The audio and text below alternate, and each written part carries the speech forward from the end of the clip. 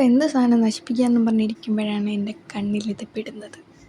അതെ, ചാർജറിനെ പോലും ഞാൻ വെറുതെ വിടൂല.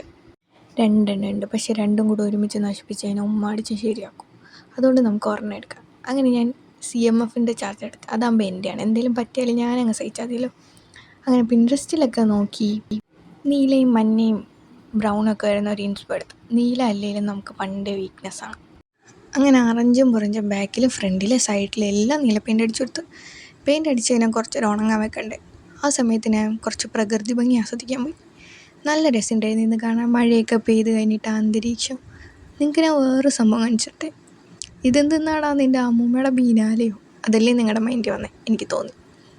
പെയിൻ്റ് ഉണങ്ങി വന്നപ്പോൾ ഞാൻ മനസ്സിൽ നേരത്തെ വിചാരിച്ചതുപോലെ തന്നെ ഒരു മേനയില്ല കാണാൻ.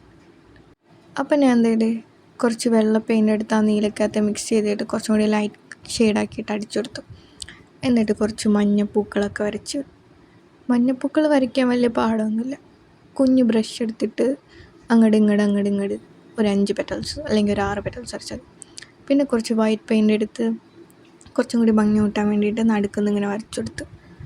അതിന് ശേഷം അപ്പോൾ ഉണ്ടോ അവിടെ പച്ചിരിക്കണം. അപ്പോൾ ലീഫ് വരയ്ക്കാതിരിക്കാൻ പറ്റത്തില്ലല്ലോ. അങ്ങനെ ഞാൻ കുറച്ച് ലീഫും കൂടെ വരച്ചു.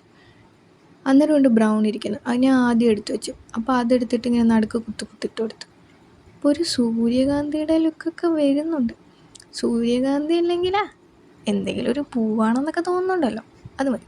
ഇതാണ് ഗൈസ് ഫൈനൽ ലുക്ക്. ഇഷ്ടപ്പെട്ടെങ്കിൽ ലൈക്ക് ചെയ്യുക, ഷെയർ ചെയ്യുക, സബ്സ്ക്രൈബ് ചെയ്യുക, പിന്നെ കമൻറ്റ് കൂടി ചെയ്യുക. അപ്പോൾ ബൈ, താങ്ക് യു.